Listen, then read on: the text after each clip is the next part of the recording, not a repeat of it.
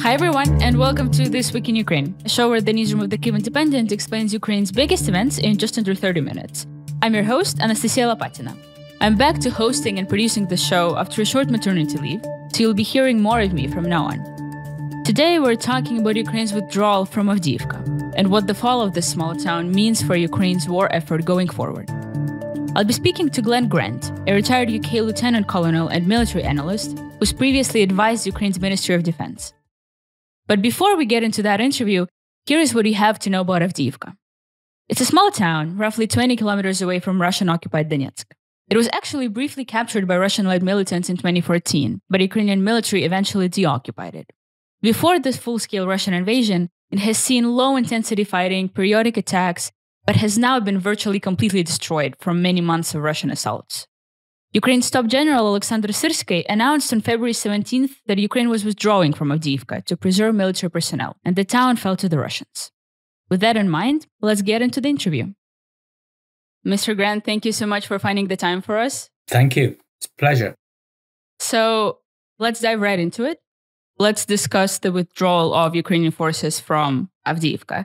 And I wanted to ask you, just in general, what's your assessment of the timing of the decision to withdraw and also the manner in which it ultimately happened? Oh, there's a lot of very challenging and difficult questions just wrapped around what you've just said. I think the first thing is that you know, we've seen that there was going to have to be a withdrawal for probably the best part of 2 months now. This is not a surprise. And why is that? Well, because you can't fight with an enemy on three sides of you. I mean, all the rules are very clear about this. I mean, there are rules about fighting. There are rules, and you don't break those rules. And one of those rules is that you know, if you're in this position, you straighten out the line immediately, because it takes 3 or 4 or even 5 times as many soldiers to hold 3 sides as it does to hold a single straight line. If you go back through history, you look at wars and everything, people always try to straighten out the line, because otherwise you're eating your reserves on the front line. They can't attack you any better if you're on one straight line than they can when they've got 3. So you always do this. So we've known for a long time that there was going to have to be a withdrawal. When you know that there's got to be a withdrawal, there's got to be a withdrawal plan of some sort. And that plan should have been laid and talked through weeks ago, so that the boys actually knew what their escape routes were, how they were going to get back.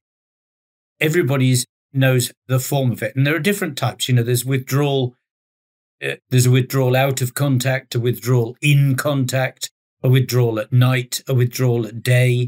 So each one of those has got a separate bunch of things that have got to happen to it. And you've got to have clear, like the fire support plan has got to be laid out several weeks in advance, because you actually need to do things. I mean, one of the things about attacking withdrawal when you're being attacked is you counterattack quickly, hard. You push the enemy back very quickly, and then you escape. Now, if you're not going to do that, you're in trouble, and it's quite clear, I think, from the reports from the soldiers themselves that it was a bit of a mess. I know that several people have said, you know, everything was wonderful. The general staff always say everything's wonderful. And in fact, the more they say everything's wonderful, the more you realize that it's a mess. Because I'm sorry, but they just lie in these cases. So the soldiers at the front line, clearly we've lost a lot. Clearly there's been, you know, just a mess in the withdrawal. And you know, you can't stop some sort of mess in a withdrawal. You can't, there will always be problems, but you can plan for it well in advance and make sure that everybody knows exactly how we're going to do this and what they're going to do. And let's talk a little bit about the Russian side now. What exactly was it the Russians did here in this battle, which, you know, has been lasting for months and months, that, you know, led to this point? What specific strategy maybe they were employing that, you know, the city fell just days ago? Well, I think the strategy was, if you look at the maps, week on week on week, has been quite clear, which is to surround Avdiivka. from the north through the forests and from the south through the forests and fields, which is what they've done quite successfully over a long period of time. So there's no surprise here, no surprise what was going to happen. And then you have to ask yourself, what is the value of hanging on to Avdiivka once it starts to get trashed? Once they start destroying all the buildings and everything else, what is it that we're actually holding on to? And then you have to ask that next decision about what's more important, people or a ruined town. So why do you think the Ukrainians, decided to stay? Why do you think our government decided to hold on? I think there's a bit of political. I know, there are people saying this is deliberate to try and actually trash the armed forces. I don't think that. I think it's just a lack of military understanding of how you actually do things, and not understanding that the value for Ukraine are the people. The value for Ukraine are the soldiers. You don't leave them to die if you don't have to. But what about the argument that, we were trying to wear out the Russian forces, that this was a similar situation like in Bakhmut? No, if they're moving past it, it's not, this is a nonsense argument. Yeah, we are killing them, but we can kill them in better ways. And anyway, the system that is there of wearing them out. Well, they did take the city in the end, so. In other words, the Russians have got the advantage. They can attack where they want to. When you fight in this manner. Is it possible to fight in another manner? Well, you've got to find another manner.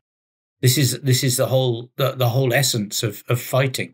Is you don't fight in the way the enemy wants you to fight, which is what we're doing at the moment. We are actually giving him the benefit of time, space, numbers, everything, and that's not a good way to do things. Well, so the official line of reasoning here that kind of explains this whole mess, it pretty much absolves the military of most responsibility, because the government and the military top commanders are saying that this is because, the Western aid stopped flowing and, the Congress is all messed up in the US and, we need more help and we had to withdraw because there weren't enough supplies. Do you think that's the best explanation we have, or is that not the whole story? It sounds like you're leaning towards the latter. That's not the whole story. Of course, it's not. I mean, it is a big reason. But then, if you're running out of ammunition and you're running out of things to fight with, the last thing you do is throw your people in unless you have to, because you need to keep them for the next. I say it, and I said it often. A dead man can't fight tomorrow. That's it. You have to keep people alive for the longer term battle. So there's got to be some longer term thinking. Keeping Avdiivka is short term thinking, short term political thinking. Makes us look good. And it's no good counting, we killed thousands of Russians, because there are thousands more coming. And this is, they're not going to run out of this. Run out of resources before Ukraine runs out of resources in the current. It's going to be the other way around. So there has to be a different way of doing things. So it almost looks like the Russians are employing that strategy of, wearing us out, and they're actually succeeding. They are. Of course they are. Of course, that's exactly what they're trying to do. They don't care about the loss of resources because it doesn't matter to them. People don't matter to them at all. They have no value. The soldiers that they throw in the front line are ammunition. Go back to the Second World War. Go back to, defense of the major cities. They're ammunition. Anybody, man, woman, children, throw them out to die. It doesn't matter. This is how Russia fights. And we should not try and fight them on their ground. That's because it's a losing strategy. It's the small Soviet army fighting the big Soviet army. So what do you think Ukraine could have done here, though, given the extreme constraints in supplies? Move and fight. Even if it means that you have to come back a bit more, come back, go forward, come back, go forward. Use the knowledge and intelligence of the soldiers to fight in the best way they can. When you leave them in one spot, they are dead meat. Absolutely guaranteed. So you have to because everybody knows where they are. The Russians just bomb them. Right. So you have to move. You have to use space as much as possible.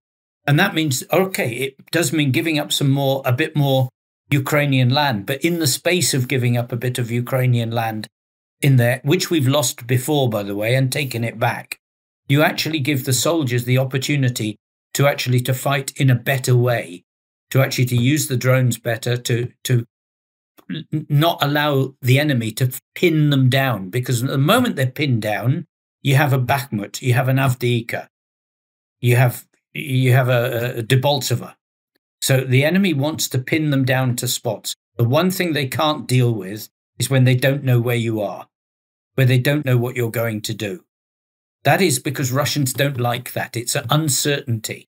And that's the best way of fighting them, is against uncertainties, using the skills to take them on in a different fashion. So the Russians are claiming that they've actually taken hostage anywhere between like hundreds to even thousands of Ukrainian soldiers. I mean, if you read their propagandist Telegram channels, the claims are kind of outrageous. Ukraine denies those numbers, but the Ukrainian commanders did say that several soldiers were taken hostage. Have you seen those reports? What do you make of them? Why is Russia inflating them? Yeah, of course they're inflating them, but also I would suggest that the Ukrainian side is deflating them and not being honest with what the losses are. I mean, it's very easy for Ukraine. They just publish the names. We know which unit they were in 110 Brigade, so they could publish how many people are back and how many people are not, to stop discussions like this. But then we haven't done that. It will show clearly how it went. The moment you hide away from things, the truth of these things, then you are in the trouble that the society doesn't know. And what happens is society then gradually loses trust in the military system. And I think this is what's happening now. And it's happening now. And the military, I'm sorry, but it deserves to happen, because the military are not doing what they did properly. I mean, go back to Second World War. Losses, First World War, Second World War. In the Western countries, losses were actually very clear. Who was killed, where they were killed, when they were killed. It wasn't hidden away. Maybe for 2-3 days, yes. There's always 2 or 3 days while you sort out what's happened. But then you come clean and tell the truth. We lost ships with a lot of people on them. Still, we didn't pretend that the ship was still sailing and everything was okay and in control. It wasn't. It was sunk. I think this issue of societal trust is a really big issue right now, because, to be honest, in the last few weeks, in the last week, is the situation in Avdiivka was becoming increasingly dire and obvious to anybody, non-military expert, just regular civilians. People started writing posts like soldiers. We've all seen those Instagram posts of soldiers in the fight writing that we have to get out of here. This is hell. We don't understand what's the strategic value of us being here. There are so many dead bodies of our guys, etc., etc. People started sharing all of this, and it was like a wave. Ukrainians do this very well. When we're unhappy about something, we make sure people online know. And to be honest, when the government announced the withdrawal, I almost felt like it was the society's win, that we pressed hard in a way. And I'm sure that's not the only reason why it happened, but I almost felt like the government started feeling that the society is boiling.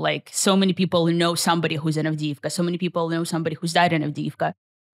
We have to respond a little bit quicker. I wonder if this wasn't publicized, if the civil society wasn't screaming their lungs out about it, would it happen even later than this? It might have not happened at all. I mean, there's always the danger that they've just been completely overrun one night. But just by sheer numbers. I mean, this is the problem when you're fighting numbers. It's that when you get down to small groups fighting big numbers, you just can't deal with it. You can't cover the space anymore, and that's why it's so important to tighten the fighting space at every opportunity, so the soldiers have a better opportunity to fight. So looking ahead a little bit, how would you assess the readiness of Ukrainian forces to defend frontline cities around Avdiivka and all across the front line? And I'm asking this in the context of growing concerns by military experts such as yourself, journalists, about the lack of defensive preparations that Ukrainian military has had in the last several months.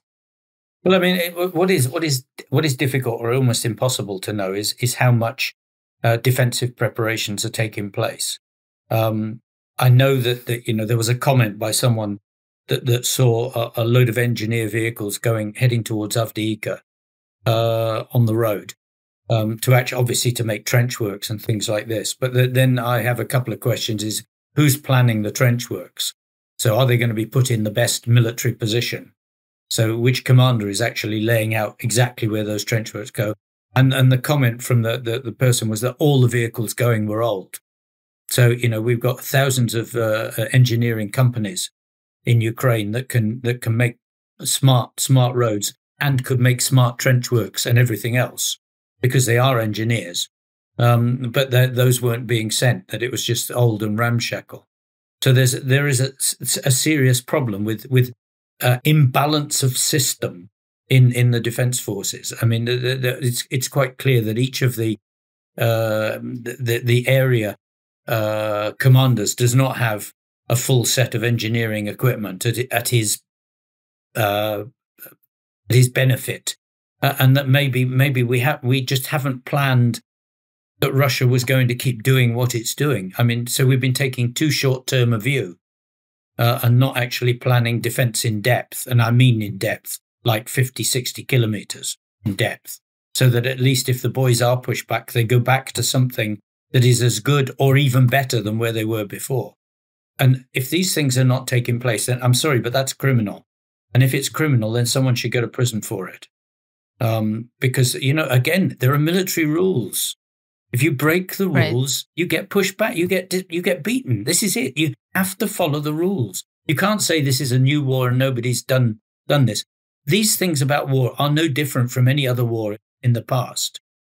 And actually, to jump on this exact point is that I've seen so many Ukrainians talking about how the Battle of Avdiivka seems so similar to perhaps the Battle of Bakhmut or even what happened in Mariupol, although that's a very unique case in itself, because all of these were like very lengthy, extremely bloody, very tragic battles that Ukraine ultimately lost. And I'm seeing a lot of people online and people I talk to, people in the military, who say that, like, is Ukraine not learning its lessons? Like, people seem really angry and confused. Like, this seems obvious. Why didn't we pull out earlier, et cetera, et cetera? So what would you say about that? Is Ukraine really not learning any lessons? I think there's a degree of truth in that. The lessons are not being learned. And one of the problems is that still the senior organization is still the old army. It's changing. It is changing. People are coming through who've been fighting. But still, organizationally, it's still the old army. We haven't changed the structure. We haven't changed the organization. We haven't changed the processes at the upper levels. And what do you mean by the old army? You mean? Well, they are the people who were in the system in 2022. Mm-hmm. So they were the people who were following the battle as it was 2014 to 2022, which in many cases was just a very simple defensive battle, of which we had a degree of control, of which we had a degree of good surveillance because of what the civilians have put in place, the cameras and everything else. But now we don't have control, and when you don't have control, you have to fight differently from when you've got control. And as I say, then you have to use space, you have to use mobility, you have to use different ways of actually taking on the enemy. And it just seems as though we're not, as you say, we're not learning lessons. We're not learning that, at a certain point, it was quite clear, as I said, 2 months ago, that Avdiivka was not going to hold. Or if it did hold, it was going to be bloody and we were going to lose thousands of people. That was clear. It's also true. clear like when you look maps of Avdiivka being encircled started circulating months ago. Yeah, quite clear, and you can actually see that the front line already is not coherent anymore. That the people are in almost like fortresses, which are bound to be destroyed and overcome. They're bound to be, because that is what Russians do best. Simple, centralized attack using massive weapons, massive people onto points. Mm-hmm. That is their strength. Their weakness is they can't stand unpredictability. They cannot deal with something that happened in Kharkiv, for example. Something that happened in Kharkiv. The different ways of attacking, different ways of doing things, attacking them where they're not expecting, where they don't want to be attacked. All those things. But if you have a permanent a permanent defense around the whole of the country, and you just say we're going to do a fighting defense. Is that a fighting standing still defense, or is that a fighting mobile defense? Because if it's a fighting still defense, we are going to get eaten piece by piece by piece by piece, which is what is happening at the moment. And that lesson should be quite clear. If we stand and fight, we're going to get destroyed piecemeal because we don't have the weapons or the system to do that sort of fighting. To be honest, I think that a lot of our listeners who are going to be watching this interview are probably going to say that perhaps you're being too harsh, that perhaps Ukraine really is suffering so much right now, primarily because of the lack of ammunition from the West, that there is only so much that Ukrainian forces can do within the constraints. What about the ammunition from Ukraine? What about the ammunition from Ukraine? But it's not just the ammunition from the West. It's easy to blame the West. How much in Avdiivka, how many of the drones that were used in Avdiivka came from civil society, and how many came from the government system? And I think you'll find the percentage is horrible from society. In other words, the majority of defensive drones, attacking drones used in Avdiivka came not from the military system, not from government. They came from people, garages. That sounds plausible, given how many fundraisers we've seen in the last months. Correct. And I had someone said to me that the figure was 5% from the government, 95% from society. Okay, I don't believe it's that high, but it's certainly high. And it's certainly a lot more than it should be, which means that to blame the West for these things is only one part of the picture, because there is blame that needs to go onto the military, onto the civil system of government at the same time for not delivering what is needed to be delivered. So what do you think the fall of Avdiivka is going to mean for the front line moving forward? I mean, we're already seeing increased attacks in other areas. Is there going to be like a new Russian offensive somewhere? Are they going to move to bigger cities around Avdiivka? You just got to say that Russia will pick on somewhere that they think is weak. That is what is going to happen next. So there'll be somewhere else. There will be somewhere else. Hopefully. Do you have any predictions? No, because this is war. You don't predict in things like this. You just prepare yourself for knowing that it's going to happen somewhere else, and that when it happens somewhere else, you can't afford for the city to be outflanked and destroyed in the same way that we did this time. So, because it'll happen again exactly the same. And now, you could say maybe this is a political decision to buy time, but by God, if it is, it's a bloody expensive decision to lose so many people. When pulling back a bit earlier, and I mean, we've thrown in the reserve forces. It might have been better to have thrown them in earlier to counterattack somewhere, whilst Russia was not in such a strong position, or to counterattack in another place. And it's no good saying we haven't got the ammunition to do a counterattack. If we haven't got ammunition to do a counterattack, we haven't got ammunition to leave people stuck in Avdiivka either. So there's got to be some rethinking about this.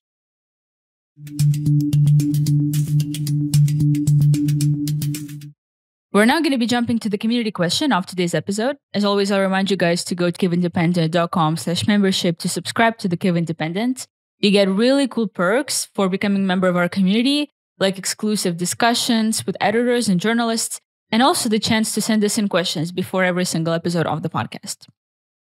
So the one that I chose this time is, what relation would you draw between this retreat and Zaluzhny's replacement at the top of, Ukraine's armed forces? Do you think there's any causality one way or another, or perhaps what might have happened differently if he was still the commander, if anything? The answer to that is I can't comment on it, for the simple way that I don't understand if there is causality. In that it's not clear that there is causality. Would it have been done differently? Well, the answer is probably not, because if you look at it, we already knew that we were going to have to withdraw when Zaluzhny was actually removed. And there hasn't been really any particular change, even with Sursky. People are saying, we've agreed to withdraw. Well, whoopee-dee, you had to. It wasn't a case of a nice decision. We're doing something clever. It was forced. It was a forced decision, and a late forced decision, which without a proper plan. There's a rushed plan for it. So there probably wasn't a plan before, or maybe there was. I don't know.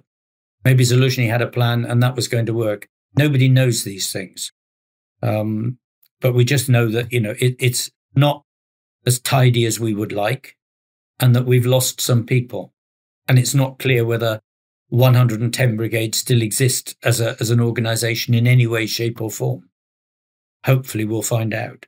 And I just finish with one bit, which is I have no criticism of the way soldiers fight whatsoever. I mean, I think that they've done a remarkable job, and those who stayed at the front, even till the last seconds, are brave beyond brave. But we have to change. We have to think about our strategies and our organisation, and people have got to be trained how to do these things. If you're not trained to do a fighting withdrawal, then you can't do a fighting withdrawal properly. So we have to start identifying how to train. Well, Mr. Grant, thank you so much. It was really interesting to listen to you. Thank you. You can find our show on YouTube and all audio platforms every Friday morning. If you like this episode, please subscribe to us and like our content wherever you're listening to this show. Make sure to become a member of our community by going to kyivindependent.com/membership and subscribing to us on social media, on Twitter, Instagram, and X. We'll be back next week. Thank you for listening.